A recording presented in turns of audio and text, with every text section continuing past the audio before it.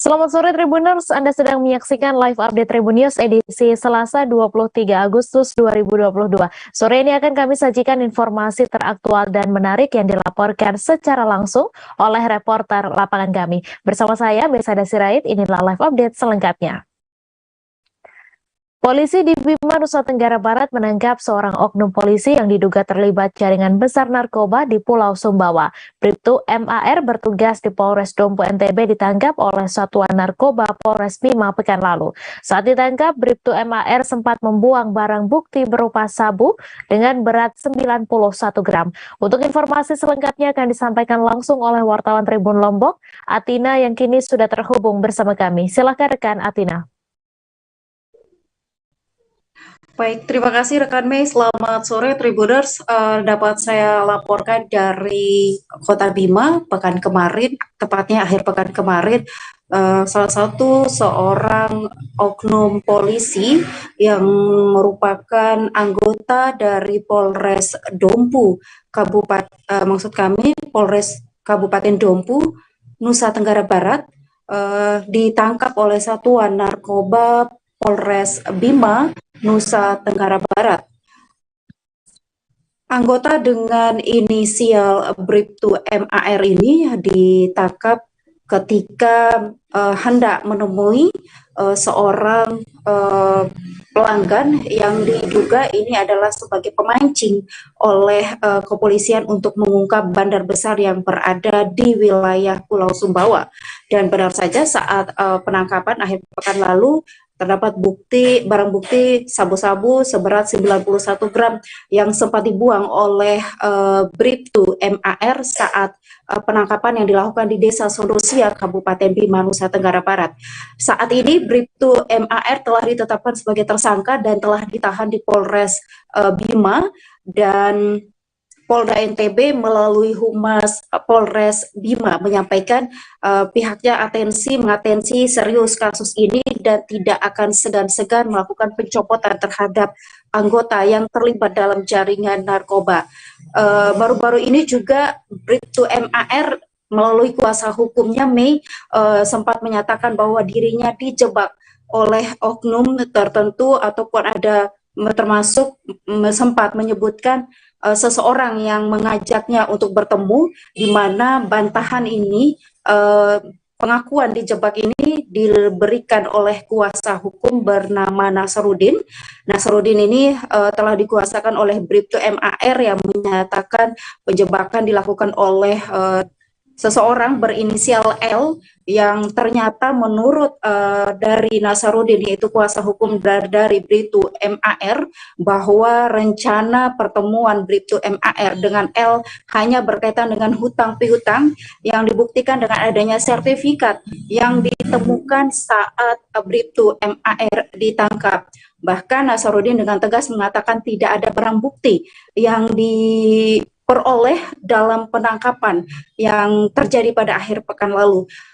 Terakhir, kami sempat melakukan konfirmasi ke pihak Polres Bima terkait adanya pernyataan jebakan yang disampaikan oleh kuasa hukum dari Bribtu MAR, namun Polres Bima enggan untuk menyampaikan atau menanggapi ini, namun mereka hanya menyatakan saat ini pemberkasan sedang dilengkapi dan memastikan bahwa Bribtu MAR telah ditahan dan juga telah dilakukan pemeriksaan oleh Propam Polda NTB.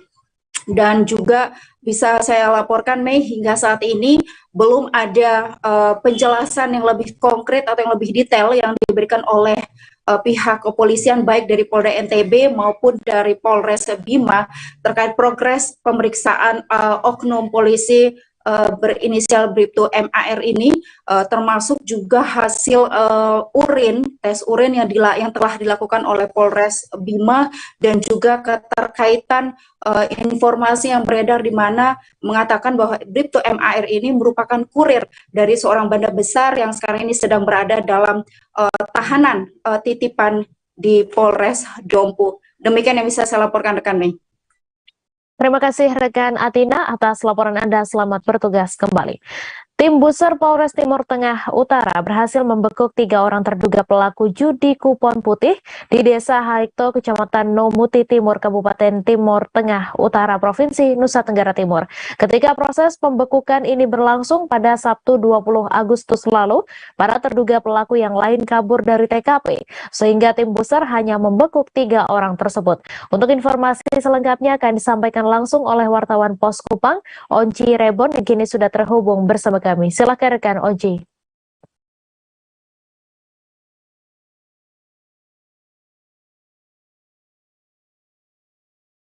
Baik, rekan Mei, saya melaporkan langsung dari Kabupaten Timur Tengah Utara bahwa pada Sabtu lalu, pekan lalu, tim Buser Polres Timur Tengah Utara berhasil membekuk 3 orang pelaku judi online, yakni YK, DMDC, dan MF. Ketiga terduga pelaku ini dibekuk tim Buser Polres TTU saat sedang melakukan transaksi di salah satu rumah. Barang bukti yang berhasil diamankan oleh tim Buser Polres Timur Tengah Utara yakni 3 buah buku rekapan, uang pecahan 10.000 sebanyak 10 lembar, uang pecahan 5.000 sebanyak 3 lembar, uang pecahan 2.000 sebanyak 7 lembar, uang pecahan 1.000 sebanyak 2 koin, 1 buah HP, 2 ATM BRI, dan 1 buah Tupperware. Perlu saya sampaikan rekan Mei bahwa pasca dilakukan pembekukan terhadap 3 terduga pelaku judi online ini, Kapolres Timur Tengah Utara langsung memberikan penghargaan atau reward kepada 3 orang tim Buser Polres Timur Tengah Utara yang telah berhasil menjalankan tugas tersebut. 3 orang anggota Buser Polres Timur Tengah Utara itu yakni Aibda Kadek Andi Sujarwo yang menjabat sebagai Kanit Buser Polres TTU, Brigpol Gregorius Taslulu yakni anggota tim Buser Polres TTU, Brigpol Fajar Ahmad Hartanto yang juga merupakan anggota tim Buser Polres Timur Tengah Utara. Perlu saya sampaikan Tribuners bahwa Kapolres Timur Tengah Utara AKBP Muhammad Mukson SH SIK MH saat diwawancarai mengatakan bahwa pihaknya sangat tegas dalam melakukan pemberantasan terhadap berbagai kejahatan seperti praktek judi, illegal logging, illegal mining, dan perbuatan-perbuatan tercela lainnya. Ia juga meminta dukungan dan kritik serta saran dari seluruh masyarakat agar tugas yang dijalankan oleh pihak kepolisian dapat berjalan dengan baik. Demikian rekan Mei.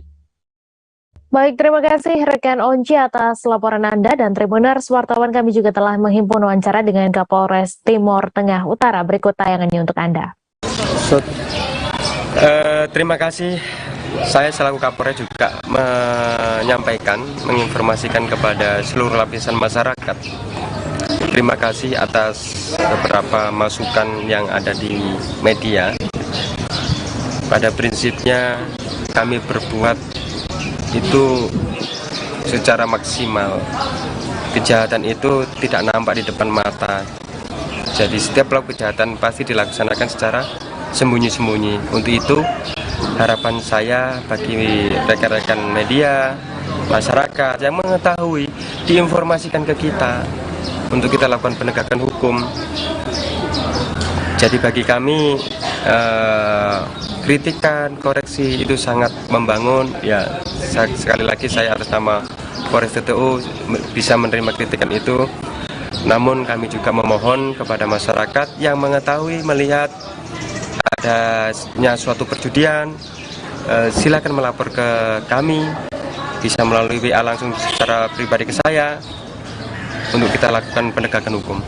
Demikian dari saya, Kapolres.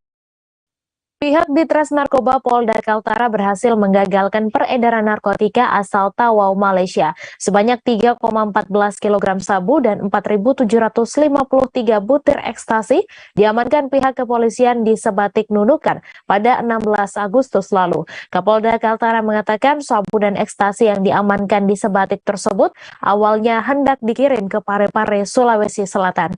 Untuk informasi selengkapnya akan disampaikan langsung oleh wartawan Tribun Kaltara, Ilhami Faudi, yang kini sudah terhubung bersama kami. Silakan rekan Faudi.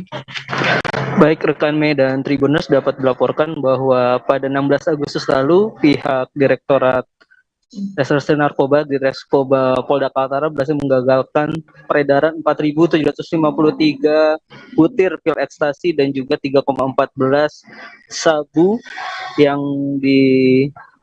terdiri dari 3 kantong teh sabu itu. Penggagalan peredaran sabu ini dilakukan di Sebatik Nunukan di perbatasan Indonesia-Malaysia dengan modus operandi yaitu pelaku dengan inisial L yang bertugas sebagai kurir memasukkan sabu dan ekstasi tersebut di dalam karpet dan digulung sehingga mengelabui petugas pemeriksaan. Dalam kasus ini juga pihak Polda Kaltara masih memburu 1-2 orang lainnya sebagai daftar pencarian orang atau DPO, di mana 1 orang sebagai warga negara Malaysia sebagai penyuplai barang haram tersebut dan 1 orang lainnya berada di Parepare, Sulawesi Selatan sebagai pemesan dari barang haram tersebut. Pihak Polda Kaltara kini masih berupaya untuk mendalami kasus tersebut, termasuk dengan bekerja sama dengan pihak Polisi Diraja Malaysia atau PDRM untuk mengungkap jaringan peredaran narkotika lintas negara. Kapolda Kaltara Irjen Pol Daniel Aditya Jaya mengatakan bahwa daerah perbatasan di Kaltara ini menjadi perhatian serius bagi pihak kepolisian, mengingat di daerah perbatasan kerap terjadi kejahatan-kejahatan lintas perbatasan seperti penyelundupan narkoba, lalu juga penyelundupan pekerja migran Indonesia atau PMI, sehingga hal ini menjadi perhatian serius bagi pihak kepolisian.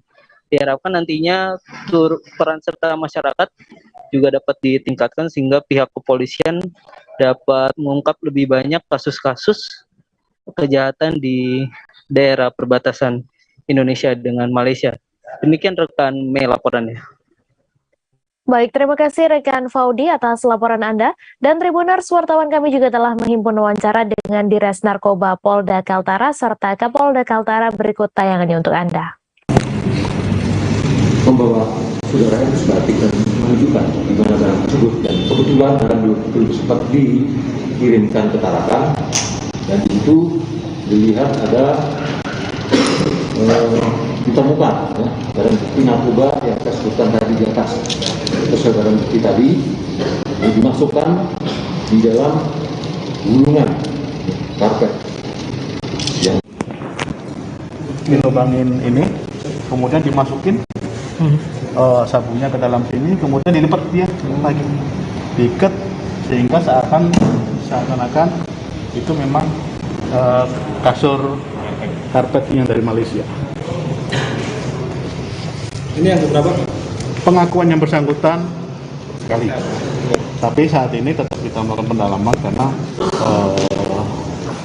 yang bersangkutan sudah bisa keluar masuk Tawau dengan sangat terbiasa, karena kan pengakuan dia terbang dari Makassar, kemudian turun di Tarakan kemudian langsung ke Tindakan membahayakan dilakukan remaja asal Mojosongo, Boyolali berinisial AR. Ia mengendarai sepeda motornya sambil membawa senjata jenis kir. Warga yang melihat dan khawatir meneriaki pemuda itu dan menyebutnya kelitih di Jalan Adi Sumarmo, Kecamatan Kartasura, Kabupaten Sukoharjo pada Minggu 21 Agustus dini hari. Untuk informasi selengkapnya akan disampaikan langsung oleh wartawan Tribun Solo, Agil Tri Setiawan, yang kini sudah terhubung bersama kami. Silakan rekan Agil. Ya, dia seorang remaja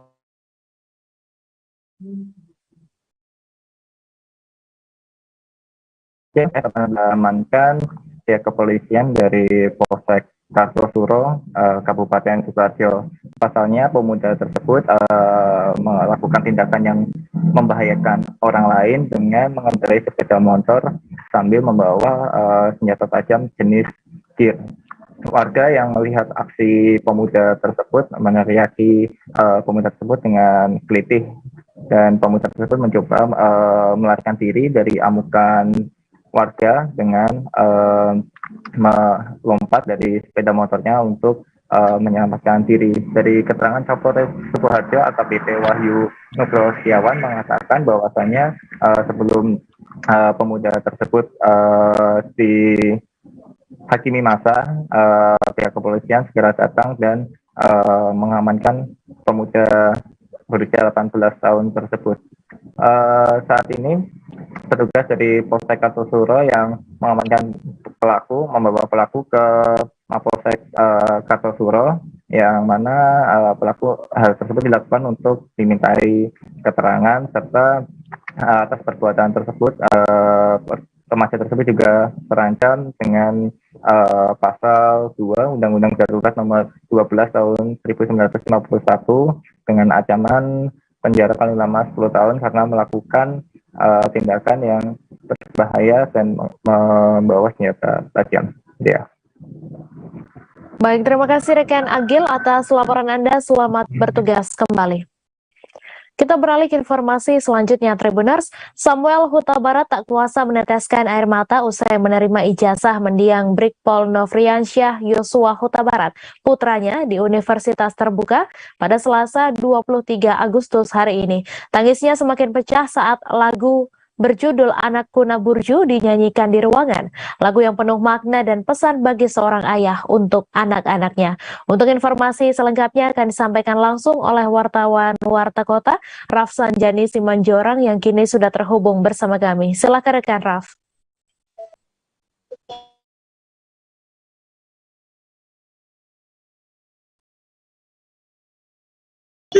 Ya, terima kasih rekan Mei. Ya, tepat pada ini 23 Agustus 2022 bertempat di Universitas Terbuka, Samuel Huta Barat, ayah dari kelulusan dari putranya dari ilmu sosial dan ilmu politik UPH Isaksa, ya, dan kuasa menahan air matanya dan juga saat diiringi dengan lagu Anakku Naburju, lagu yang memang sebuah pesan yang mendalam dari orang tua kepada ayahnya, di mana saat itu pula Samuel Huta Barat mencium foto dari putranya dan sambil terisak tangis. Dan adapun di sampingnya ada Irma Huta Barat mencoba menenangkan Samuel Huta Barat. Dan memang proses penerimaan ijazah putranya ini tidak, maksud saya proses penerimaan ijazah putranya ini memang cukup membuat haru suasana di acara wisuda. Tak hanya ayah dari Yosua Huta Barat yang menangis, tetapi tampak pula banyak dari wisudawan yang turut sedih menyaksikan apa yang ada di depan pandangan mereka. Dan sementara itu bagi Samuel Huta Barat memang ini sebuah kebanggaan dan juga bercampur rasa sedih saat putranya dinyatakan lulus di Fakultas Program Studi Ilmu Hukum di Fakultas Hukum dan Ilmu Sosial dan Ilmu Politik ini. Dan ia mengatakan bahwa putranya sebenarnya berkeinginan untuk meraih ataupun untuk melanjutkan ke jenjang S2. Bahkan kita juga mendapat informasi bahwa seusai dari wisuda ini putranya Yosua Huta Barat juga berencana menikah, namun hal itu tidak bisa terkabulkan karena Tuhan berkehendak lain, di mana putranya masuk dalam peristiwa berdarah ataupun terbunuh di peristiwa berdarah di Duren 3, Jakarta Selatan beberapa waktu lalu, yang menyeret nama dari Kadif Propam, yaitu Irjen Ferdi Sambo. Sekian laporan dari saya, kembali ke studio rekan Mei. Terima kasih rekan Rafsanjani atas laporan Anda. Selamat bertugas kembali. Meneruskan perintah Kapolri Jenderal Listio Sigit Prabowo, maka seluruh jajaran kepolisian, baik itu di Mabes Polri, Polda, Polres, hingga Polsek untuk mengungkap seluruh bentuk praktik perjudian. Di Maluku Utara sendiri, anggota Polda berhasil mengamankan 9 pelaku perjudian. Ada yang ditangkap di pinggiran jalan saat berjudi online, dan ada yang ditangkap di rumah saat melakukan transaksi perjudian secara online. Untuk informasi selengkapnya akan disampaikan langsung oleh wartawan Tribun Ternate, Randi Basri, yang kini sudah terhubung bersama kami. Silakan rekan Randi. Ya, rekan kami memang benar dapat dilaporkan dari Ternate, Maluku Utara, di mana beberapa hari kemarin Kapolda Maluku Utara Irjen Polisi Sapudin pimpin langsung keterangan di Mapolda Maluku Utara, di mana dari hasil keterangan Kapolda Maluku Utara setelah adanya instruksi dari Kapolri ditindaklanjuti langsung oleh Polda Maluku Utara, dan di mana dari hasil penindakan tersebut Polda berhasil mengungkapkan sejumlah tindak pidana termasuk perjudian online, di mana khususnya untuk Polda Maluku Utara sendiri dan jajaran berhasil menindak atau menangkap sebanyak 9 orang pelaku judi online di wilayah hukum Maluku Utara. Dari jumlah tersebut, di mana tersebar baik dari Polres, Polda Maluku Utara, dan Polres jajaran. Di mana untuk penindakan tersebut juga sudah menurut Kapolda Irjen Polisi Sapudin sudah berdasarkan perintah dirinya setelah adanya instruksi dari Kapolri. Setelah ada instruksi tersebut, Kapolda menegaskan kepada seluruh jajaran baik tingkat Polres maupun Polsek untuk segera melakukan penindakan di lapangan. Selain itu juga Kapolda menegaskan di mana dari hasil penindakan tersebut sudah berhasil mengamankan setidaknya ada 9 orang. Dari hasil ini juga menurut Irjen Polisi Sapudin, di mana dirinya menegaskan juga sekali lagi kepada seluruh anggota baik jajaran Polres maupun Polsek, di mana ketika dengan hasil tersebut ada penyelidikan lebih dalam dan mengarah kepada backingan terhadap anggota, tentu tidak segan-segan dirinya memberikan ketegasan berupa hingga adanya pencopotan jabatan. Dan juga sejauh ini selain penindakan dari judi togel sendiri, Kapolda juga memerintahkan kepada jajaran untuk melakukan penindakan baik dari narkoba, penyalahgunaan, penyeludupan miras, minuman keras, dan beberapa tindakan lainnya. Mungkin seperti itu, Iga. Saya kembalikan, maksud kami seperti itu, Mei. Saya kembalikan ke studio. Baik, terima kasih rekan Randi Basri atas laporan Anda. Selamat bertugas kembali. Kita beralih ke informasi selanjutnya, Tribuners. Sebanyak 4 rumah dan 1 dapur milik warga Dusun Goa, Desa Rokirole, Kecamatan Palue, Kabupaten Sika, ludes terbakar api pada Senin 22 Agustus. Penjabat Kepala Desa Rokirole, Maria Goretilue, menyebutkan kebakaran tersebut berawal dari rumah Paulus Jawa. Dalam laporannya, Maria menyebutkan api diduga berasal dari dapur dan diduga dipicu oleh api yang belum benar-benar padam saat selesai memasak pada pagi harinya. Untuk informasi selengkapnya akan disampaikan langsung oleh wartawan Tribun Flores, Paulus, yang kini sudah terhubung bersama kami. Silakan rekan Paulus.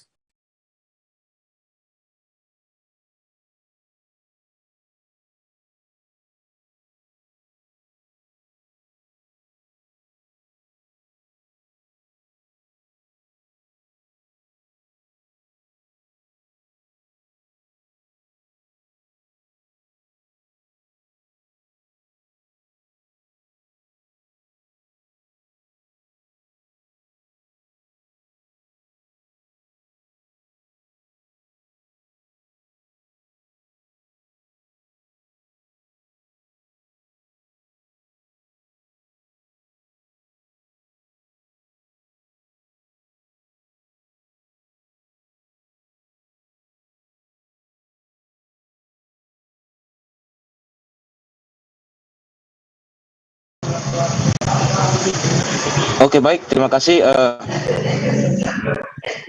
sahabat Tribuners dimanapun berada. Dapat saya laporkan bahwa kemarin hari Senin tanggal 22 Agustus 2022 telah terjadi kebakaran rumah di Desa Roki Role, Kecamatan Palue, Kabupaten Sika. Nah, pada insiden kebakaran tersebut, 4 rumah dikabarkan hangus ludes termakan api, ditambah 1 dapur. Informasi yang saya peroleh dari penjabat kepala Desa Roki Role, Maria Goretilue, menyebutkan kebakaran tersebut berawal dari rumah Bapak Paulus Cawa, yang diduga api tersebut berasal dari dapur akibat dari belum dipadamkan pasca memasak sarapan pagi. Atas peristiwa itu api kemudian merambat ke 3 rumah lainnya yang berada persis di dekat rumah Bapak Paulus Cawa. Dan hingga saat ini para korban kebakaran sudah mengungsi. Mereka difungsikan ke rumah kerabat mereka yang berada di satu desa. Dan pasca kebakaran itu Badan Penanggulang Bencana Daerah Kabupaten Sika atau BPBD sudah menyalurkan sejumlah bantuan logistik seperti selimut, beras, dan peralatan lainnya. Mereka juga sudah berkoordinasi bersama Dinas Sosial Kabupaten Sika dan hari Senin pukul 8 waktu Indonesia Tengah, 8 malam waktu Indonesia Tengah, mereka mengantar sejumlah bantuan logistik. Dan informasi yang saya peroleh dari Badan Penanggulangan Bencana Daerah, mereka menyebutkan bahwa dropping logistik baru disalurkan pada malam hari karena terkendala transportasi. Mengingat transportasi di sini dari Kota Maumere menuju ke Pulau Palue hanya ada satu unit kapal, di mana kapal itu beroperasi pada malam hari, sehingga pasca kebakaran mereka mendropping bantuan logistik pada malam hari. Demikian yang dapat saya laporkan. Terima kasih rekan Paulus atas informasi Anda. Selamat bertugas kembali. Skenario Irjen Verdi Sambo dan istrinya Putri Chandrawati merubah suasana wisuda Universitas Terbuka Tangerang Selatan menjadi haru dan penuh duka pada Selasa hari ini. Sebab hari ini Nofriansyah Yosua Huta Barat alias Brigadir J seharusnya menghadiri wisudanya sebagai sarjana hukum di Universitas Terbuka Kecamatan Pamulang, Tangerang Selatan. Prosesi wisuda yang seharusnya sukacita malah berubah menjadi duka setelah pihak universitas memanggil nama Yosua untuk maju ke atas panggung. Sang ayah Samuel Huta Barat pun menggantikan mendiang anak keduanya menjadi tamu kehormatan. Untuk informasi selengkapnya akan disampaikan langsung oleh wartawan Tribun Jakarta Ega Alfreda yang kini sudah terhubung bersama kami. Silakan rekan Ega. Terima kasih, sudah sekali dapat dilaporkan hasil di lokasi hari ini, hari Selasa 23 Agustus 2022 di Universitas Terbuka, tepatnya di UT Convention Center atau UTCC. Universitas tersebut mengadakan wisuda gelombang kedua periode 2001-2022, di mana dalam salah satu mahasiswanya yang harusnya diluluskan pada hari ini terdapat korban dari skema atau skenario dari Verdi Sambo, yakni Brigadir J atau Nofriansyah Yosua Huta Barat. Nah, dalam pantauan Tribun Jakarta.com di lokasi, wisuda yang awalnya berjalan secara hikmat dan juga berjalan secara sukacita dengan menyebutkan satu nama wisudawan yang hadir untuk mendapat ijazah pendidikan di Universitas Terbuka, akhirnya berujung duka dan juga berujung dengan suasana mengharukan dan juga suasana yang dipenuhi isak tangis dari para peserta wisudawan, juga dari para rektor dan juga dari direktur dan juga para dekan dan juga dari orang tua dan Yosua Huta Barat, yaitu ayahanda sendiri yakni Samuel Huta Barat. Dalam proses penyerahan ijazah yang langsung diberikan oleh rektor Universitas Terbuka tersebut di Kecamatan Pamulang, Tangerang Selatan, tampak jelas sekali bahwa ayahanda yaitu Samuel Huta Barat terus mengusap kedua matanya, lalu mengusap mukanya juga karena matanya sendiri dibanjiri oleh Yosua Huta Barat yang tewas karena skema dari perbuatan Verdi Sambo dan istrinya yaitu Putri. Lalu sambil menerima ijazah tersebut, prosesi penyerahan ijazah tidak berlanjut sebentar lantaran para peserta wisuda juga para anggota dari Barat itu menyanyikan lagu berjudul Nabuju, yang berarti anakku baik, anakku kesayanganku, dan juga anakku berbudi, yang dinyanyikan selama kurang lebih 10 menit untuk sosok Brigadir J ini selama menempuh pendidikan di Universitas Terbuka di Jambi. Nah, saat ini memang tidak dapat Brigadir J sendiri sudah mengenyam pendidikan di Universitas Terbuka Jambi dengan mengambil jurusan Ilmu Hukum dan Sosial Politik di Universitas Terbuka Jambi. Nah, ternyata Brigadir J ini sendiri sudah terdaftar sebagai mahasiswa pada tahun 2015, namun karena pekerjaan yang sebagai polisi dan juga Ferdi Sambo dan juga dinas BKO di Jambi dan juga Polda di Jatim, serta di Jambi, Brigadir J ini sempat beberapa kali harus menunggu atau menunda studinya karena keperluan dari dinasnya sendiri. Makanya Brigadir J ini harus menempuh studinya selama 7 tahun, yang harusnya dia lulus pada tahun 2019, sehingga ia diluluskan pada tahun 2022, karena dia sudah menjadi almarhum karena kasus pedofil Ferdi Sambo. Nah, dari data yang didapatkan dari Brigadir J ini mendapatkan nilai yang cukup gemilang di ini karena dia lulus dengan IPK 3,28 dan juga sempat mendapatkan beberapa penghargaan dan juga menjadi mahasiswa Universitas Terbuka Jambi.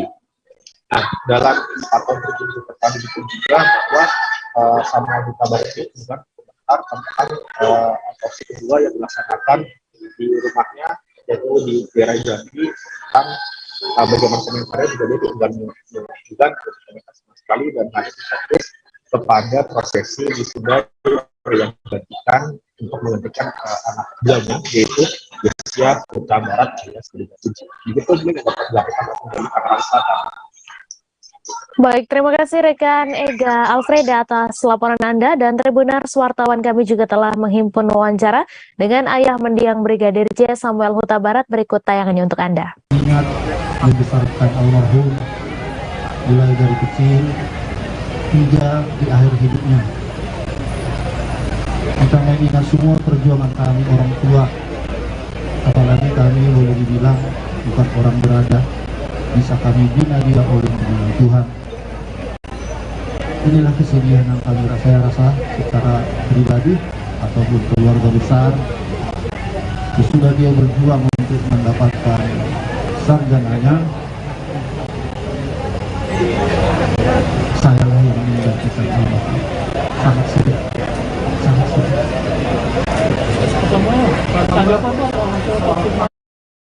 Selama 12 jam, penyidik KPK menggeledah gedung Rektorat Universitas Lampung atau UNILA pada Senin 22 Agustus. Dari penggeledahan yang berlangsung kemarin, penyidik KPK diduga membawa barang bukti dalam 5 koper, 1 kardus, serta 1 buah plastik merah. Saat meninggalkan gedung Rektorat UNILA, rombongan KPK tersebut dikawal ketat pihak kepolisian dan keamanan kampus UNILA. Untuk informasi selengkapnya akan disampaikan langsung oleh wartawan Tribun Lampung, Huri Agusto, yang kini sudah terhubung bersama kami. Silakan rekan Huri. Oke, terima kasih rekan Mei. Ya, Tribuners, bisa kami kabarkan bahwa memang benar telah terjadi kemarin penggeledahan ya oleh pihak penyidik KPK di gedung Rektorat UNILA atau Universitas Lampung, dan penggeledahan sendiri berlangsung sekitar 12 jam lebih, yang dimulai dari pukul 9 pagi dan selesai pada pukul 9 malam.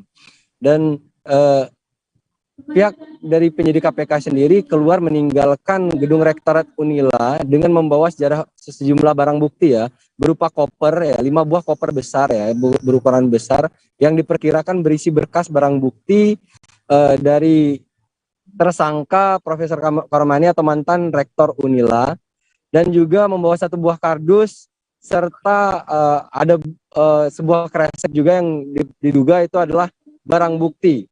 Dan KPK sendiri mendapat pengawalan ketat dari petugas kepolisian setempat dan juga pihak keamanan.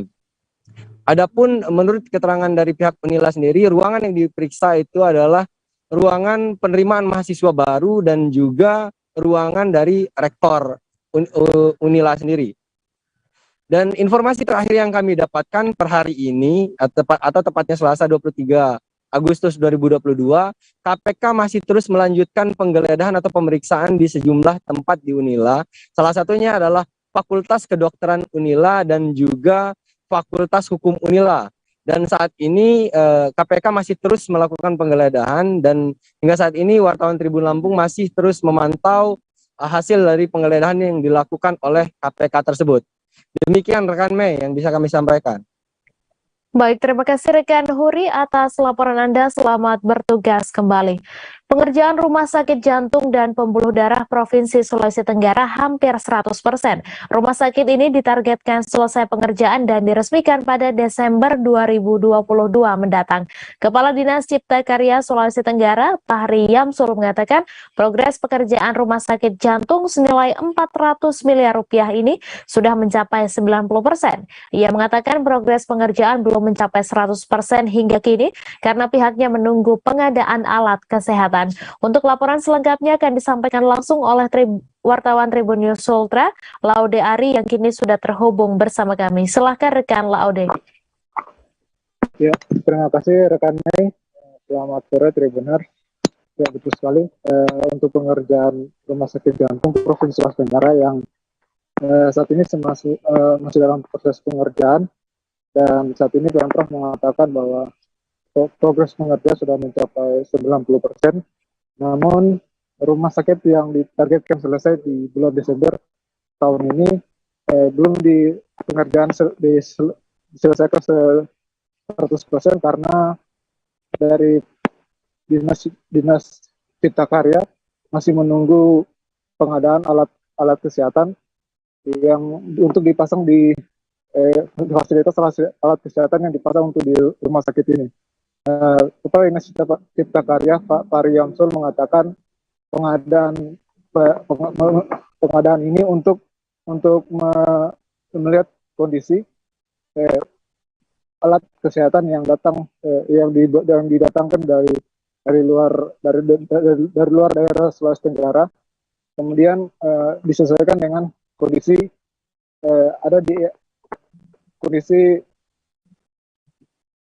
ruangan yang ada di beberapa ruangan yang ada di Rumah Sakit Jantung Provinsi Sulawesi Tenggara, sehingga nanti dengan pengadaan alat kesehatan ini kemungkinan hingga akan mengerjakan 100%, kemudian akan diserahkan ke Dinas Kesehatan Provinsi Sulawesi Tenggara. Pak Ari mengatakan untuk saat ini progres pengerjaan yang sampai saat ini masih dilakukan sambil menunggu pengadaan alat kesehatan itu berupa finishing, electrical, kemudian ada juga untuk pengerjaan konstruksi finishing. Hingga kini Pari mengatakan untuk progres pengerjaan masih tetap berjalan, tidak ada kendala, bahkan dan kemudian nanti di bulan Desember 2022 ini akan diresmikan. Demikian rekan yang dapat saya sampaikan. Baik, terima kasih rekan Laude Ari atas laporan Anda, dan Tribuners wartawan kami juga telah menghimpun wawancara dengan Kadis Cipta Karya Sulawesi Tenggara. Berikut tayangannya untuk Anda. Kita tunggu Alkes, kalau teman-teman di kesehatan sudah datang ke Alkesnya, kita juga 100%. Iya. Kita tidak bisa 100% karena Alkes belum ada. Oh, Alkes belum ada. Iya, karena harus dia connect, jangan sampai kita pasang misalnya posisinya di sebelah sini ternyata menurut standar kesehatan itu tidak cocok, barang yang datang tidak cocok. Jadi kita sambil menunggu sekarang. Kalau untuk progres pengerjaan 90% ini apa saja yang sudah selesai nih Pak? Tinggal apa saja? Mechanical, electrical, semua arsitektur sudah selesai semua. Tinggal finishing ini. Tinggal finishing. Finishing tidak bisa 100%, kita harus sesuaikan dengan Alkes yang datang. Targetnya sesuai dengan yang disampaikan bulan. Alkes sudah koordinasi, tapi tinggal tunggu datang barangnya. Alkes Dinas Kesehatan yang adakan. Oh iya. Berarti target penyelesaiannya rampung sampai. Kalau teman-teman Dinas Kesehatan bilang Desember. Iya, kita mengikuti. Setelah itu, peresmian. Untuk akan diserahkan ke dinas kesehatan.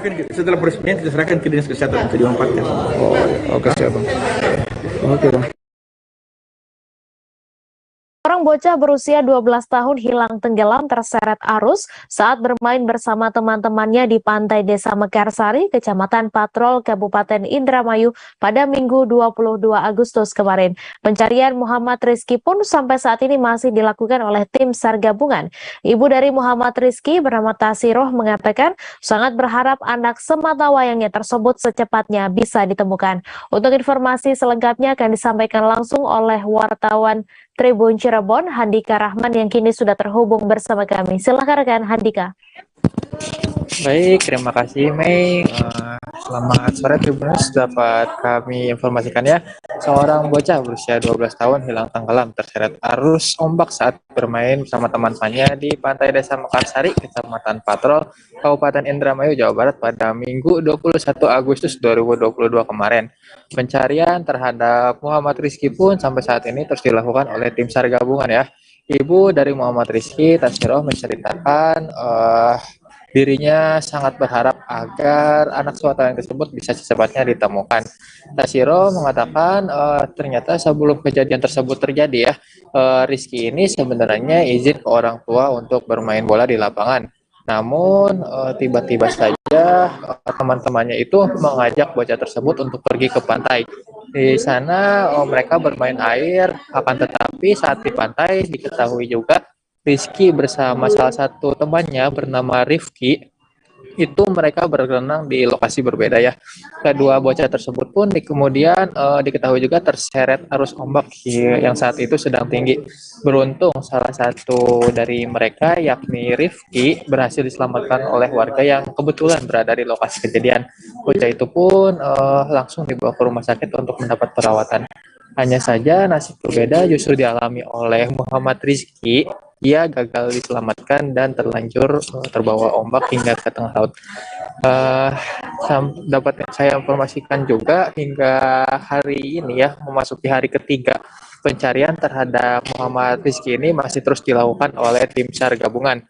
Tim SAR diketahui juga membagi tim menjadi dua tim ya untuk melakukan penyisiran di sekitar lokasi pantai di Desa Mekarsari, Kecamatan Patrol, Kabupaten Indramayu, Jawa Barat. Demikian laporan langsung dari Indramayu, Jawa Barat. Mei, kembalikan lagi ke studio. Terima kasih rekan Handika atas laporan Anda, dan Tribuners wartawan kami juga telah menghimpun wawancara dengan ibu dari Rizky. Berikut tayangannya untuk Anda. Awalnya Rizky itu minta main, bilang sama saya, mama Iki mau main dulu, main bola. Ya udah sana, jangan jauh-jauh mainnya, ntar jam 12 pulang, tidur, istirahat. Ya udah gitu. Pas habis di jalan disamper sama teman-temannya, Mas. Ayo jangan ikut enggak, kemana? Kata si Rizky, itu ke pantai, jangan mau mandi-mandian. Ayo ikut sama teman-temannya. Taunya kayak gitu. Kalau aku sih nggak tahu, di rumah dikirain main aja bola di situ di lapangan. Taunya ke pantai ya Bu? Taunya ke pantai. Itu keluarga tahu kejadian itu dari siapa Bu? Dari anaknya Bibi ngasih kabar saya. Gimana itu ceritanya? Katanya, tas itu anak kamu katanya mandi di laut. Kayaknya di laut. Kan saya kaget, langsung lari, saya tuh mau lihat. Ya udah terjadi kayak gini. Langsung ke sana waktu sore. Langsung ke pantai lihat. Bu ini. Mantan Bupati Tabanan Niputu Eka Wiryastuti diganjar pidana penjara selama 2 tahun oleh Majelis Hakim.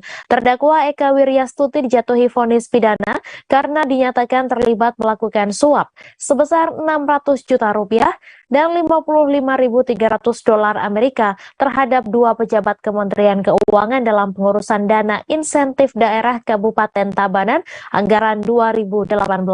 Untuk informasi selengkapnya akan disampaikan langsung oleh wartawan Tribun Bali, Putu Chandra, yang kini sudah terhubung bersama kami. Silahkan rekan Putu. Selamat sore rekannya.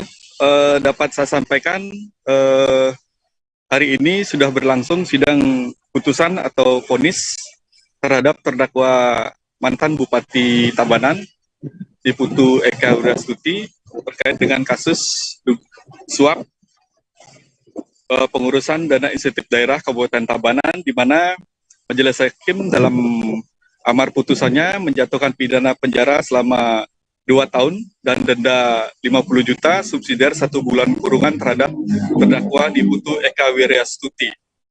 Eka Wiryastuti sendiri dinyatakan terbukti bersalah melakukan suap sebesar 600 juta dan 55.300 dolar Amerika terhadap 2 pejabat Kementerian Keuangan. Dan selain Eka Wiryastuti, Majelis Hakim juga menjatuhkan vonis terhadap Idewo Nyoman Wiratmaja dengan pidana penjara selama 1 tahun dan 6 bulan, pidana denda 50 juta, subsidiar 1 bulan kurungan. Dewo Wiratmaja sendiri merupakan dosen Universitas Udayana sekaligus mantan staf Niputu Eka Wiryastuti. Dan terhadap putusan atau vonis yang dijatuhkan Majelis Hakim, kedua terdakwa tersebut masih menyatakan pikir-pikir terhadap vonis Majelis Hakim. Dan Majelis Hakim sendiri memberikan waktu selama 7 hari untuk kedua terdakwa maupun jaksa penuntut umum dari Komisi Pemberantasan Korupsi untuk menentukan sikap apakah menerima atau mengajukan banding nantinya menanggapi putusan Majelis Hakim tersebut. Demikian. Baik, terima kasih rekan Putu Chandra atas laporan Anda. Selamat bertugas kembali.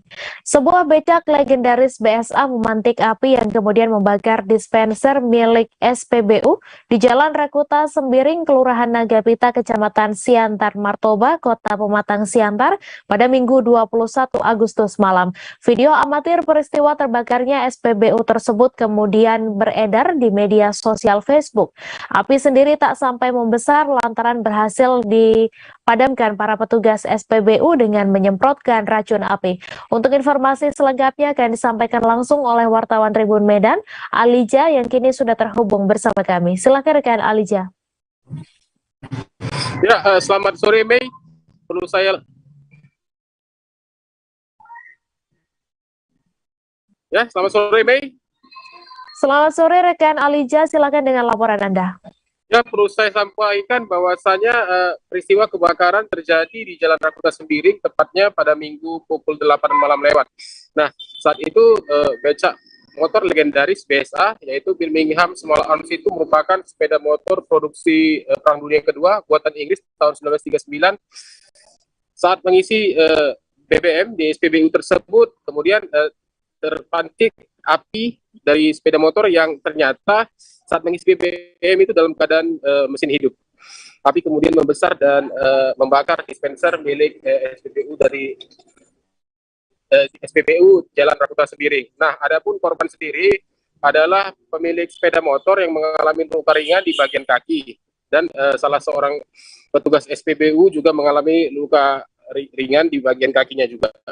Nah, untuk sementara ini pihak SPBU telah menutup layanan operasional pengisian BBM sambil menunggu dari Pertamina Regional 1 Sumbagun. Demikian, Mei.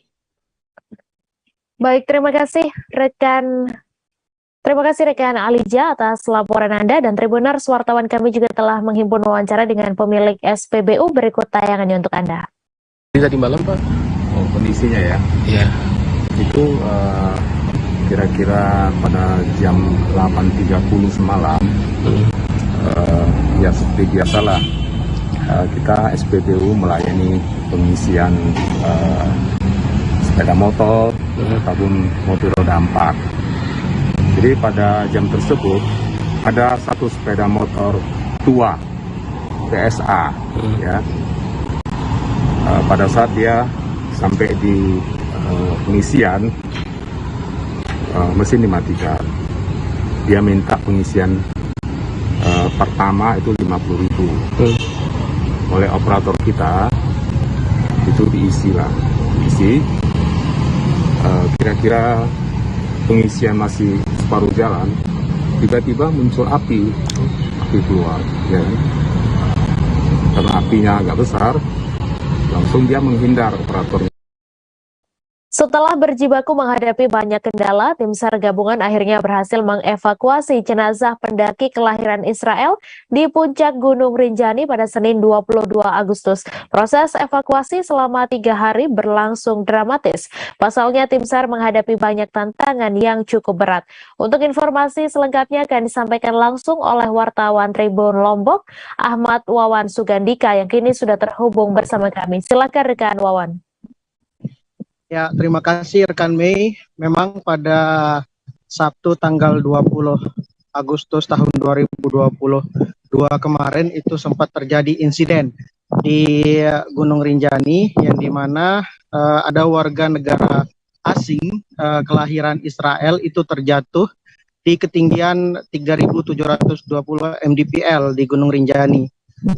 Korban terjatuh di tebing lereng Rinjani sedalam 150 meter. Mendengar kabar tersebut, mendengar berita tersebut, pihak TNGR kemudian langsung melakukan upaya evakuasi terhadap jenazah korban.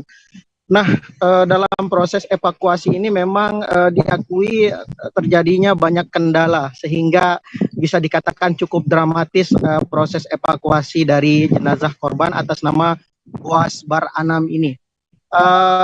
Hal ini juga dibenarkan oleh Kepala Kantor SAR Mataram, yakni Nanang Sigit, yang mengatakan bahwa dalam proses evakuasi itu memang cukup sulit. Ada 2 kendala yang dihadapi oleh tim evakuasi gabungan yang terdiri dari tim SAR, tim Basnas, kemudian Polhut, kemudian ada dari TNGR dan juga dari berbagai pihak.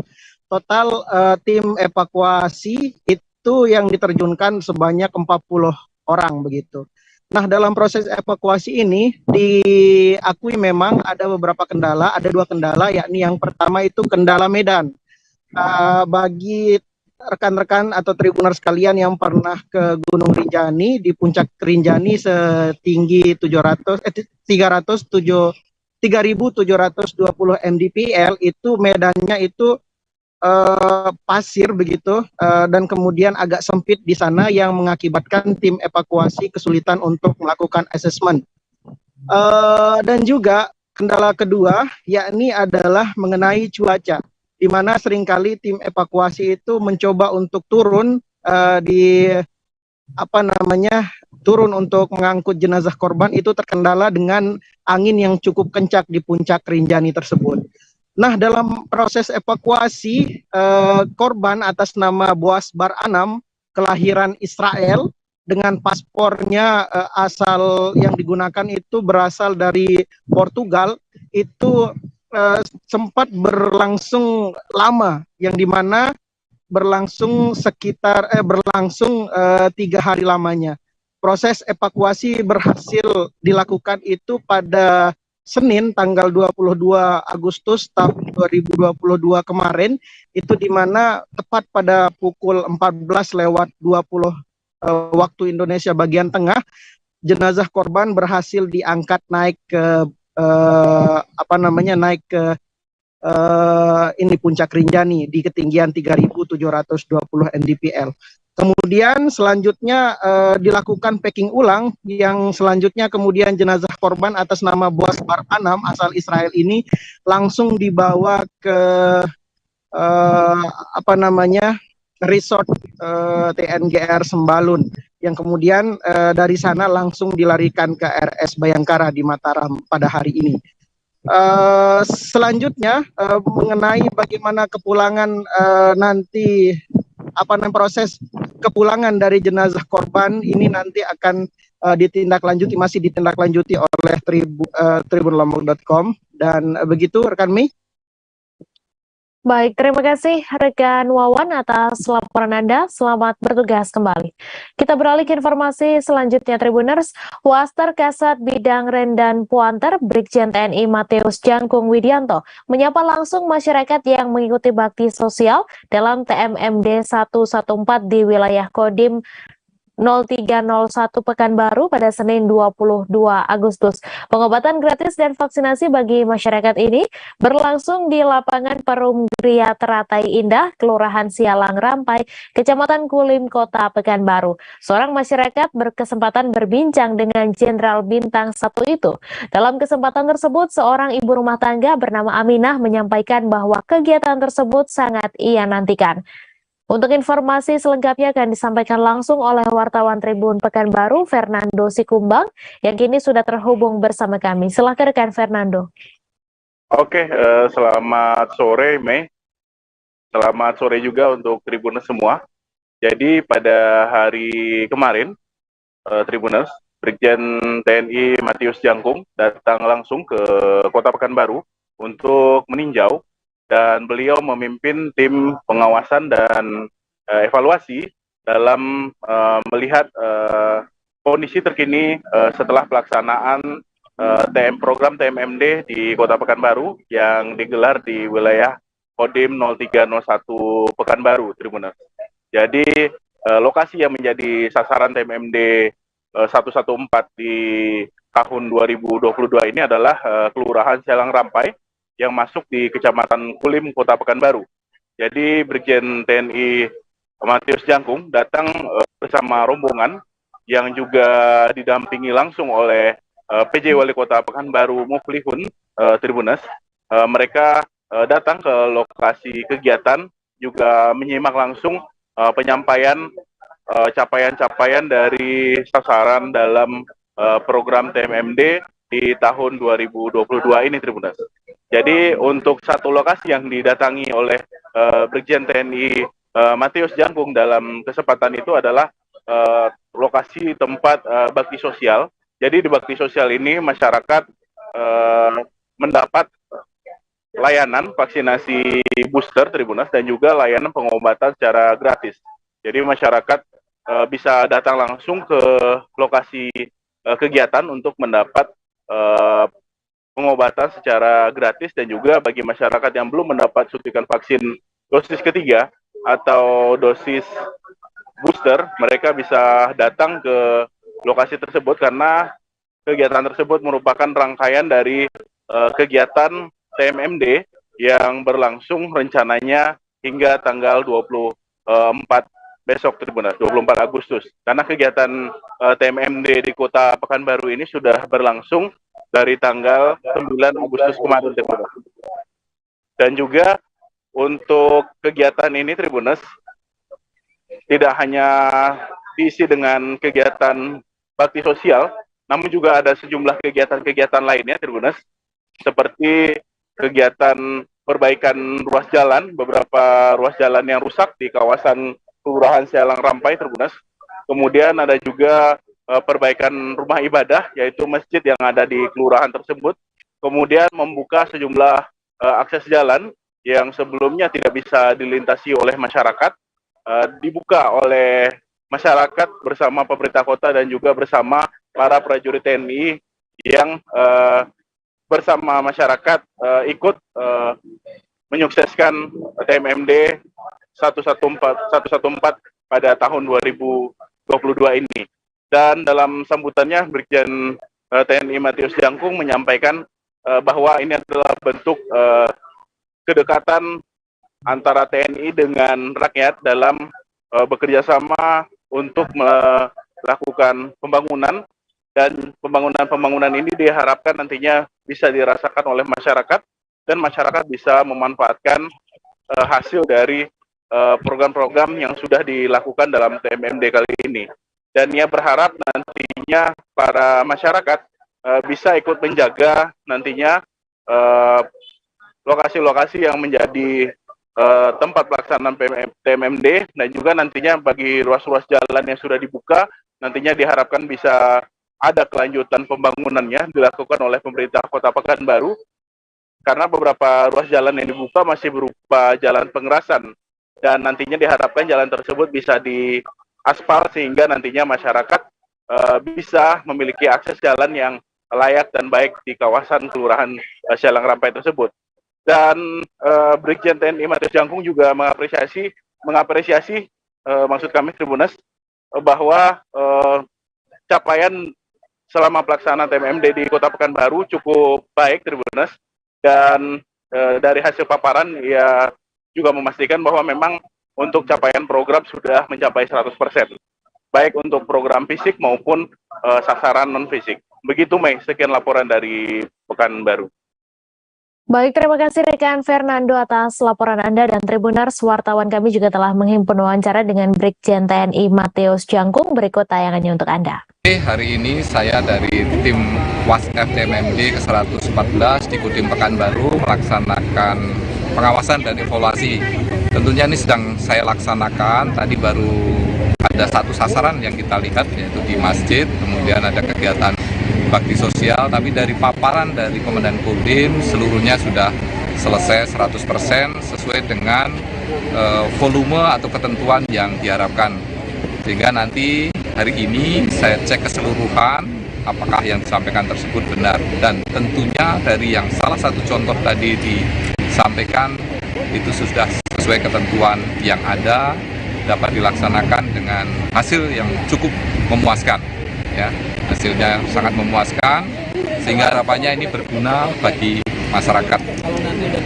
Dari pengawasan dan evaluasi ini akan menjadikan masukan bagi pimpinan TNI Angkatan Darat untuk membuat kebijakan selanjutnya bagaimana pelaksanaan TMMD akan dilakukan ke depannya.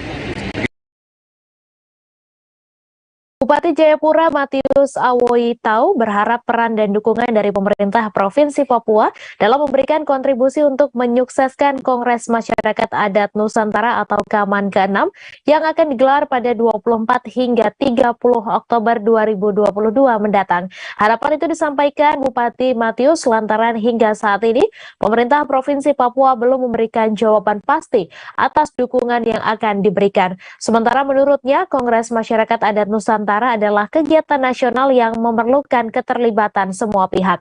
Untuk informasi selengkapnya akan disampaikan langsung oleh wartawan Tribun Papua, Calvin Eluis Erari, yang kini sudah terhubung bersama kami. Silakan rekan Calvin.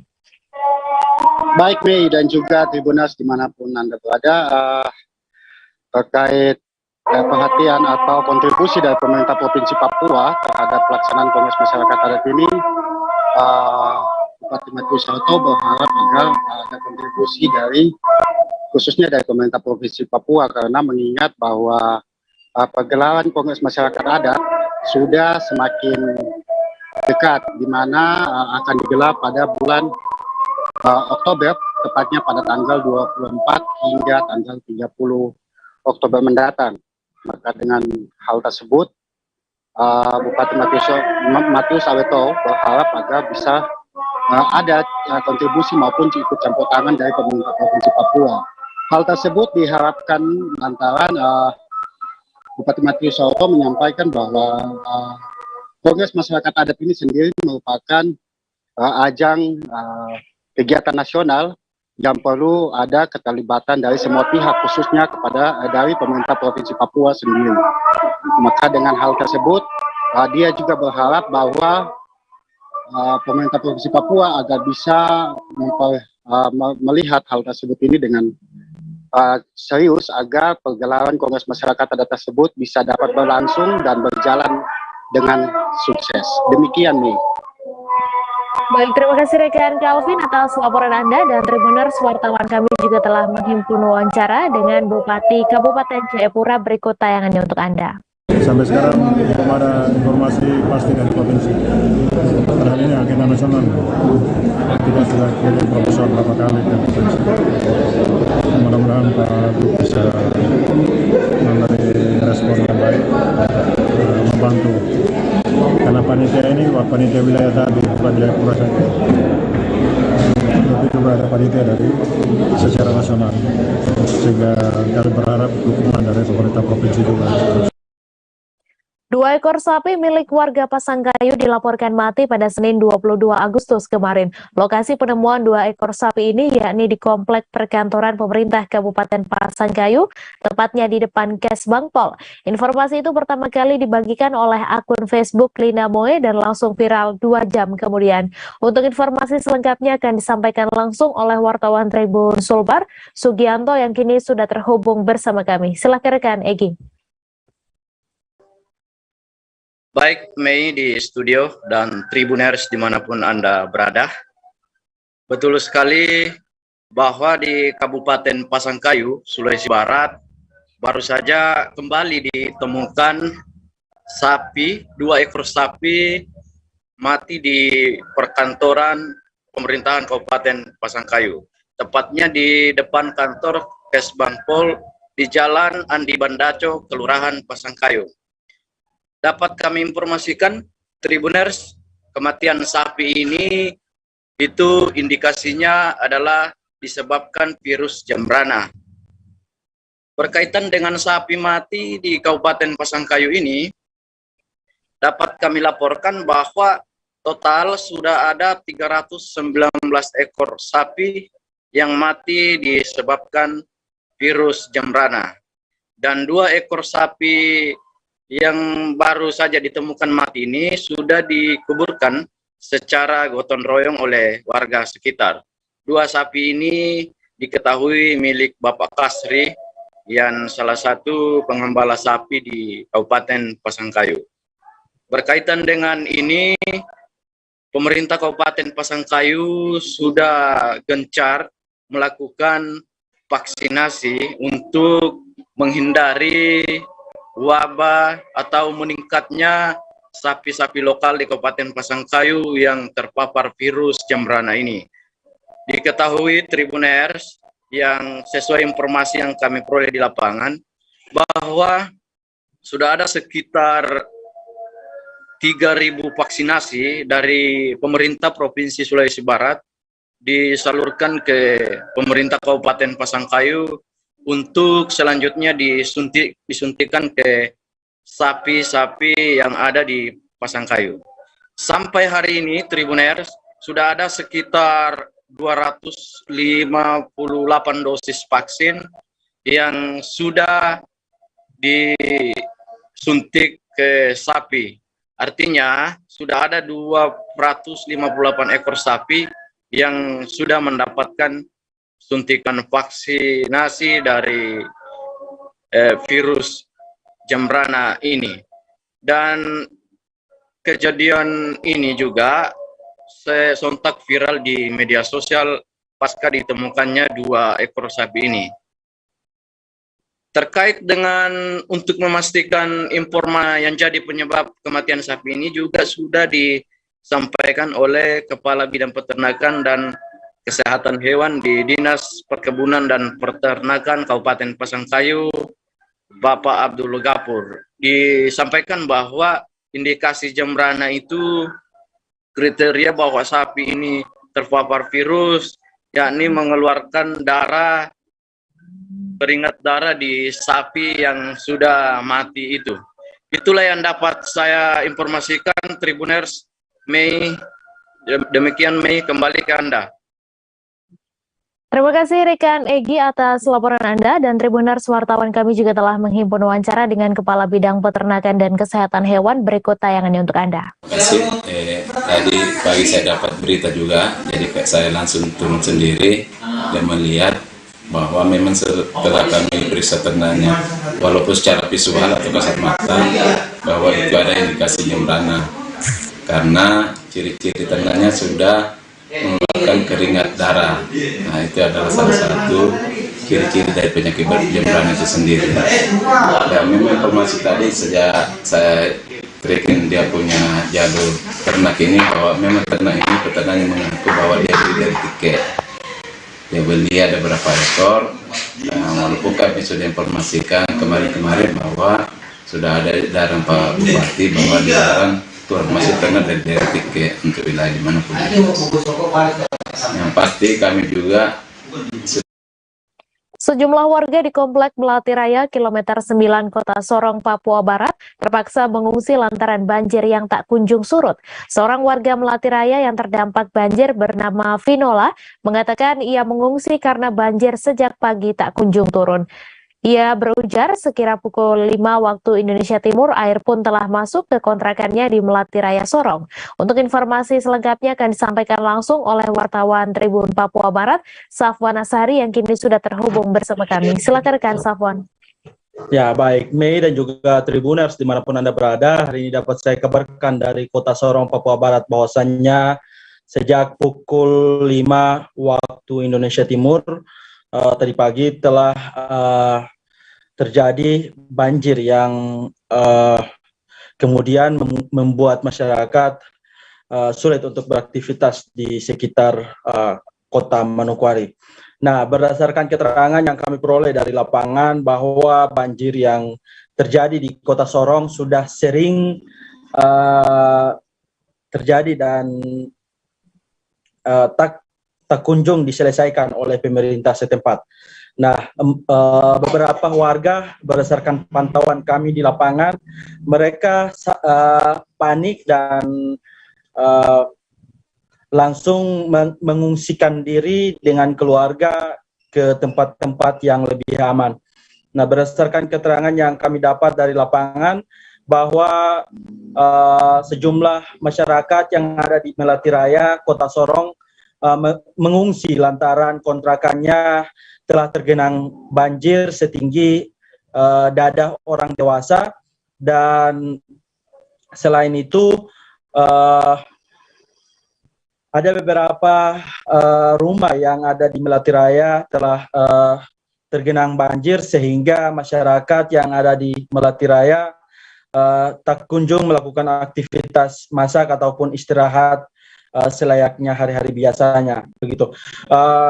Selain itu, Mei dan juga Tribuners, dapat saya bagikan bahwa berdasarkan keterangan yang kami peroleh dari Badan Penanggulangan Bencana, mereka menyampaikan bahwa untuk wilayah Kota Sorong sendiri terdapat 6 titik yang menjadi lokasi rawan banjir, yakni semuanya berada di sekitar distrik Sorong Timur dan juga Sorong Utara.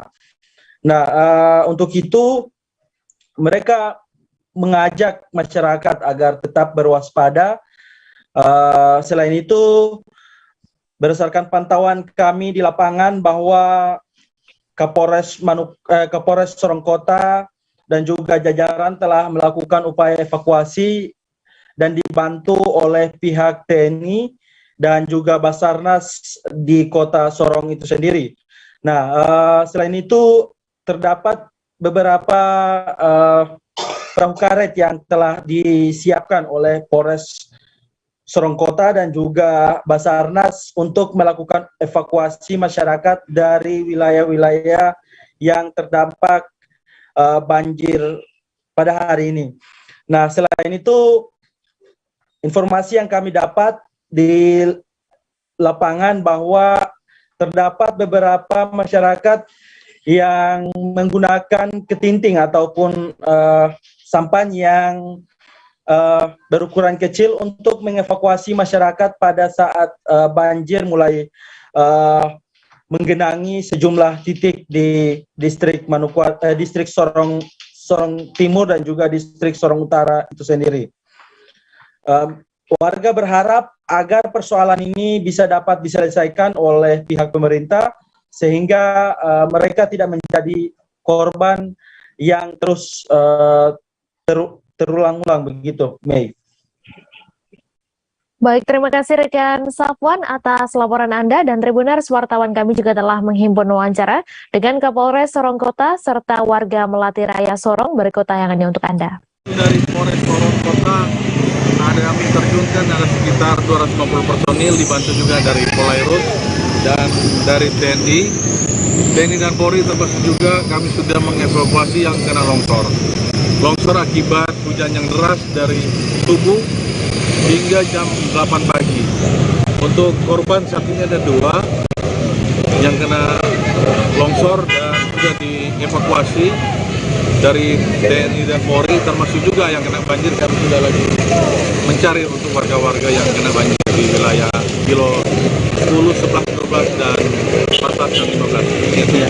Jadi ini selain personil, apa saja yang diturunkan oleh Polres Sorong Kota sendiri untuk mengevakuasi? Saat ini untuk korban yang longsor tadi dari Polsek dialami oleh kakak. Oh iya, ini banjir ini jadi susah sekali ya, maksudnya cari makan juga sudah susah, kita pada kelaparan, ada banyak juga mau tidur tidak bisa dari jam 4. Dari jam 4? Dari jam 4 di sini. Cuma lihat banjir besarnya itu pas jam 5? Setengah 5, enggak, setengah 5 jam 4 itu kan baru sampai di Jalan Raya Melati Raya itu. Nah setengah 5 baru sudah mulai masuk ke sini. Yes. Nah ini sudah semua naik tadi pertama ke lutut. Sampai lutut ya? Iya. Sampai lutut ya? Iya makanya Semasuk di dalam rumah sudah bagian iya, lutut. selutut. Kalau yang di dapur, yang di dapur itu sudah tingginya udah selutut. Sampai sejauh ini tidak ada bantuan dari pemerintah? Belum ada. Belum Jadi ada. makanya kita cuma beli roti di kios, tapi kios juga sudah habis roti-rotinya. Jadi kita siang ini nggak tahu bagaimana. Kita sudah dari tadi malam tidak tidur sama anak-anak dari jam 12 malam. Tidak tidur? Iya, hujan dari jam 12 malam sampai sekarang tidak tidur. Oh. Ini air sudah masuk ke kos-kosan ya? Air sudah masuk kos-kosan, baru tidak makan dari tadi malam sampai saat ini. Kenapa sampai keluar dari kos-kosan tadi barusan nih? Keluar karena air sudah setinggi tadi, jadi kita keluar. Kalau tidak keluar, barang-barang semua sudah terendam, kompor semua sudah terendam. Iya. Untuk selain kakak dan kakak suami, berapa anak yang dibawa keluar dengan? Ada 3 orang. 3 orang ya? Usia dari 1 tahun? 1 tahun sampai 5. Bule asal Korea Selatan Baek Kyung Hyun baru saja menikahi seorang gadis bernama Lilis Carmila. Akad nikah mereka berlangsung di Kelurahan Bangkala, Kecamatan Maiwa, Kabupaten Nrekang, Sulawesi Selatan pada Senin 22 Agustus kemarin. Saat melaksanakan ijab kabul, lelaki 32 tahun ini tampak gagah dengan mengenakan seragam adat khas Bugis. Untuk informasi selengkapnya akan disampaikan langsung oleh wartawan Tribun Timur, Erlan Saputra yang kini sudah terhubung bersama kami. Silakan rekan Erlan.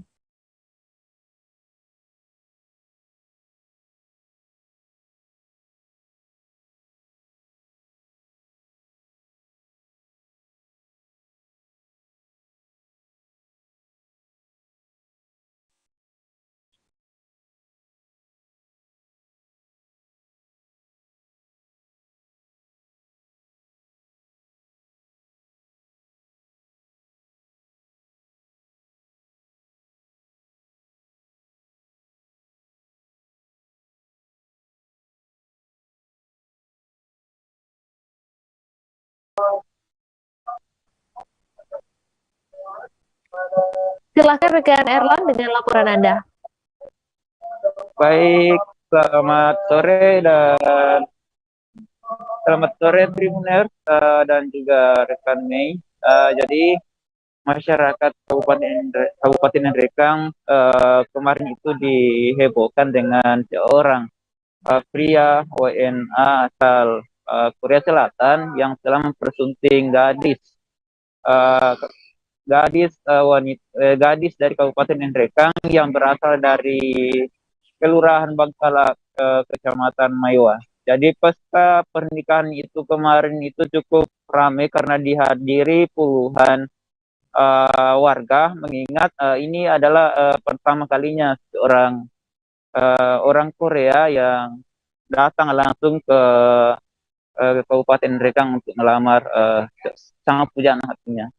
Adapun awal pertama kalinya itu terbilang sangat singkat karena menurut pengakuan mempelai wanita yang bernama Lilis Carmila itu pertemuannya itu pada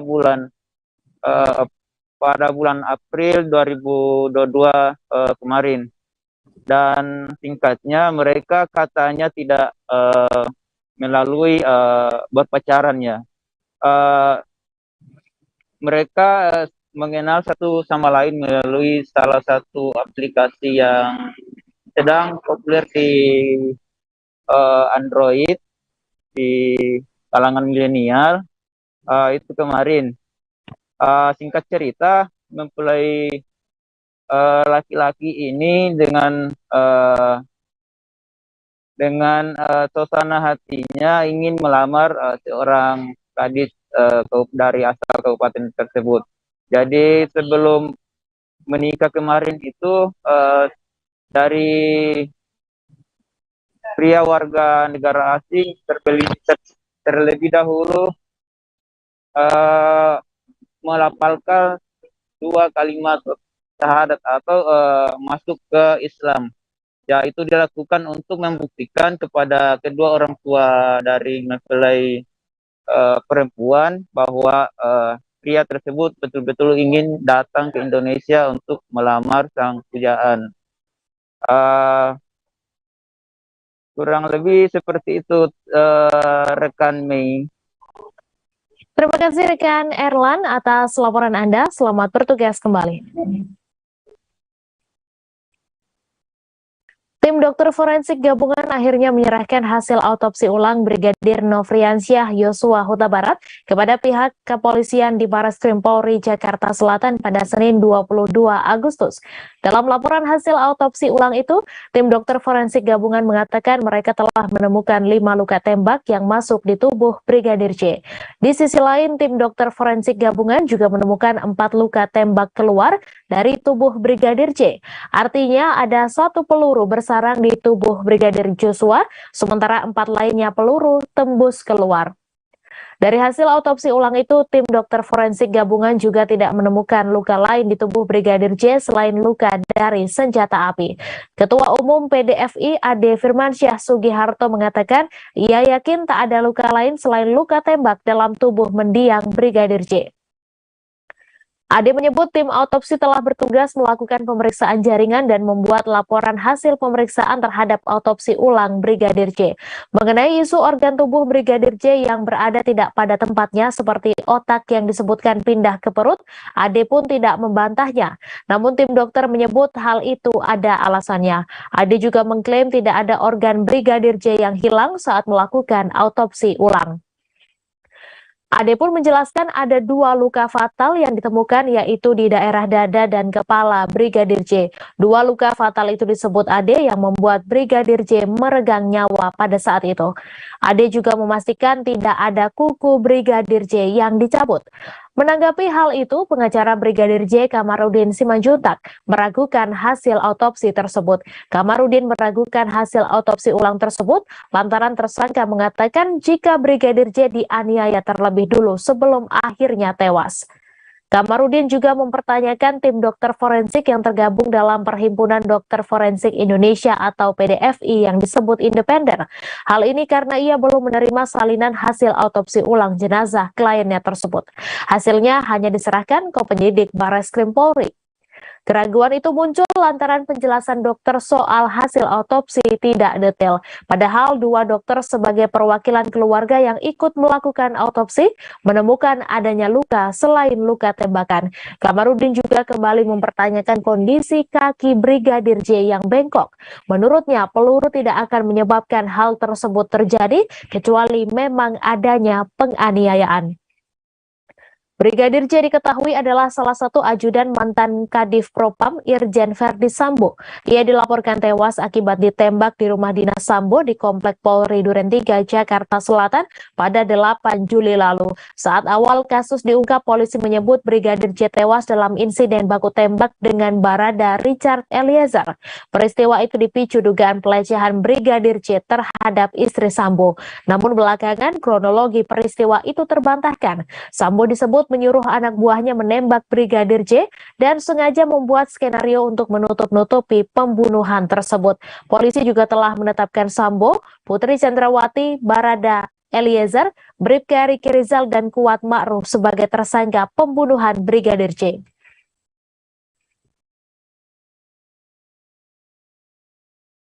Kuasa hukum Brigadir J, Kamarudin Simanjuntak, meragukan keaslian rekaman CCTV yang berada di rumah pribadi mantan Kadif Propam Polri Irjen Verdi Sambo di Duren 3, Jakarta Selatan. Kamarudin menduga rekaman CCTV yang beredar di publik dan media tersebut telah diedit dan bukan rekaman sebenarnya sebelum Brigadir J dieksekusi pada 8 Juli lalu. Selain itu, dirinya menyebut CCTV tersebut bukanlah merekam kejadian sebenarnya, yaitu sebelum Brigadir J dibunuh di rumah dinas Verdi Sambo. Adapun salah satu adegan rekaman CCTV yang menurut Kamarudin janggal adalah saat Brigadir J memasuki kediaman Verdi Sambo dan berada di garasi mobil. Pada rekaman tersebut terlihat Brigadir J keluar masuk di garasi kediaman Verdi Sambo.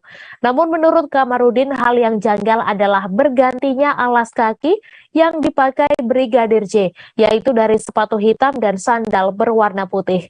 Menurutnya, bergantinya alas kaki Brigadir J tersebut semakin memperkuat bahwa rekaman CCTV tersebut tidak memperlihatkan kejadian yang sama, yaitu sesaat sebelum Brigadir J dibunuh.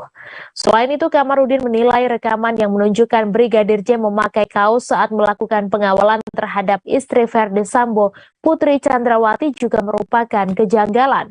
Kemudian kejanggalan lain menurut Kamarudin yang ditemukannya adalah tidak adanya bercak darah pada sepatu yang dipakai Brigadir J seperti yang dikenakan dan terekam di CCTV rumah Verdi Sambo sesaat sebelum dibunuh.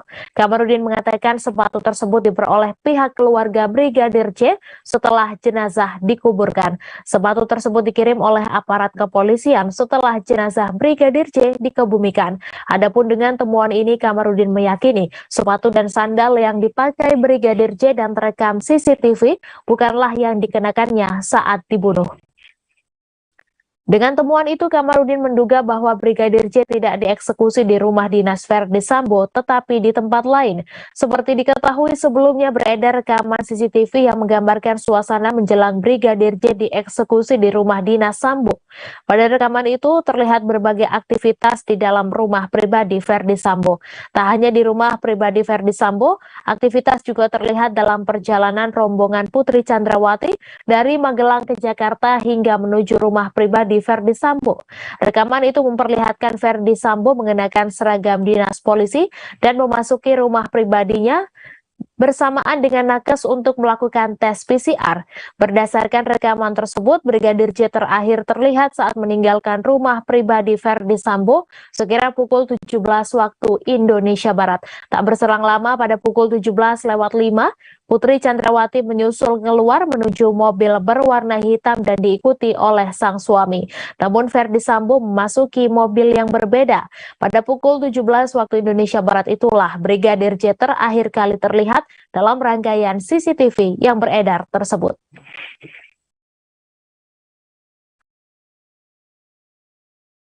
Secara keluarga Brigadir Yosua Huta Barat, Kamarudin Simanjuntak mengklaim telah mendapatkan informasi mengenai keberadaan bunker uang ratusan miliar rupiah milik mantan Kadif Propam Polri Irjen Verdi Sambo. Kamarudin mengklaim mendapatkan informasi tersebut dari beberapa intelijen. Ia mengaku menerima informasi itu dari intelijen yang sejak awal menangani perkara pembunuhan Brigadir J pada Juli 2022. Kamarudin juga memastikan bahwa informasi tersebut hampir sepenuhnya akurat. Namun ia menegaskan masih memerlukan bukti meskipun informasi yang diterimanya sudah 99% akurat. Kamarudin pun sedikit membuka sosok intelijen yang menjadi penyuplai informasi ini. Intelijen tersebut tak lain merupakan perwira menengah aktif di Korps Bayangkara berpangkat Komisaris Besar Polisi. Bahkan ada juga seorang intelijen yang merupakan purnawirawan polisi berpangkat jenderal. Kamarudin menambahkan informasi intelijen ini kemudian mengerucut bahwa posisi bunker uang tersebut berada di kediaman Sambo. Sebelumnya Polri telah membantah mengenai informasi keberadaan bunker yang berisikan uang 900 miliar rupiah di rumah Sambo. Dedi menjelaskan tim khusus memang melakukan penggeledahan di rumah Sambo. Menurutnya penyidik melakukan penyitaan beberapa barang bukti. Namun Dedi menegaskan tidak ada bunker berisikan uang 900 miliar rupiah yang disita.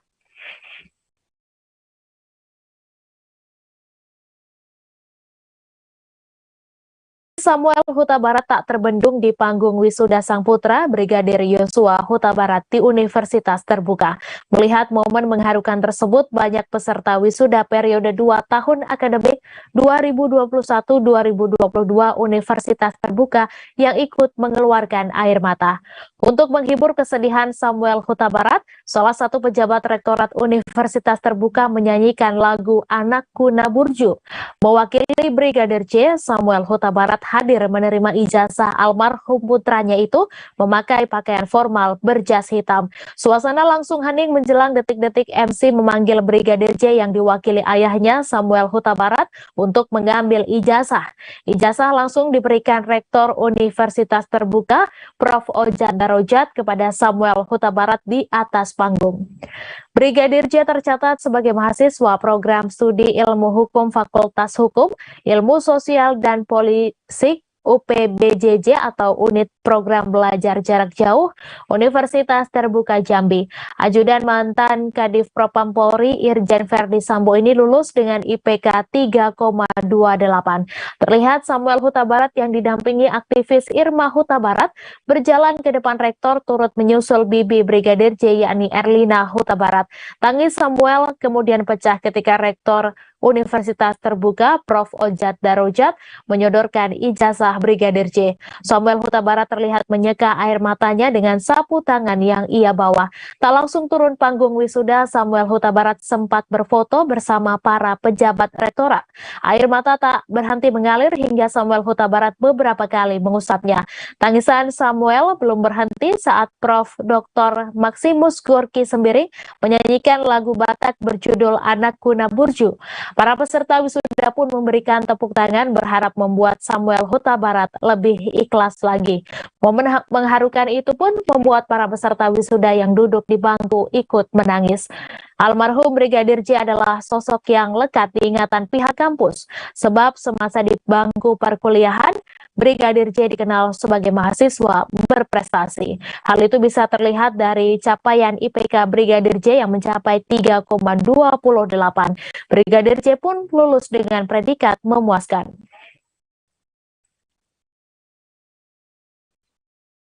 Ketua Lembaga Perlindungan Anak Indonesia atau LPAI, Seto Mulyadi atau dikenal sebagai Kak Seto, menyarankan agar anak-anak dari pasangan suami istri Irjen Verdi Sambo dan Putri Chandrawati untuk sementara menjauhkan diri dari media sosial. Kak Seto juga menyarankan agar anak-anak Verdi Sambo untuk sementara menjalani pendidikan informal untuk menghindari potensi perundungan.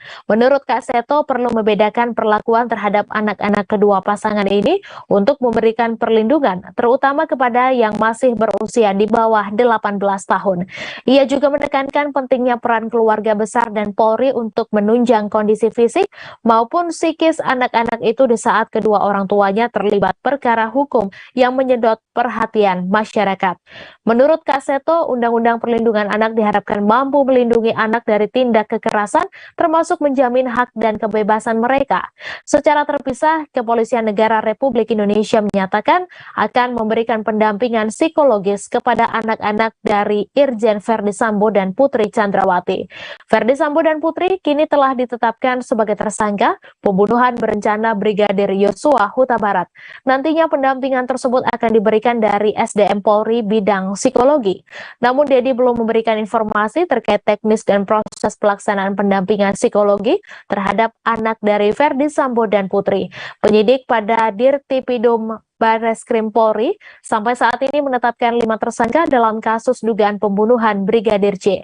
Para tersangka itu adalah Verdi Sambo, Putri Chandrawati, Barada Richard Eliezer, Bribka Riki Rizal, dan asisten rumah tangga Putri bernama Kuat Ma'ruf. Kelimanya dijerat dengan sangkaan pasal 340, subsider pasal 338, junto pasal 55 dan 56 KUHP dengan ancaman maksimal hukuman mati, penjara seumur hidup, atau penjara selama-lamanya 20 tahun. Informasi tadi sekaligus menutup perjumpaan kita dalam live update hari ini. Jangan lupa saksikan informasi terbaru lainnya hanya di kanal YouTube Tribun Network. Terima kasih atas kebersamaan Anda. Saya Mesa Sirait beserta kru yang bertugas pamit undur diri dan sampai jumpa.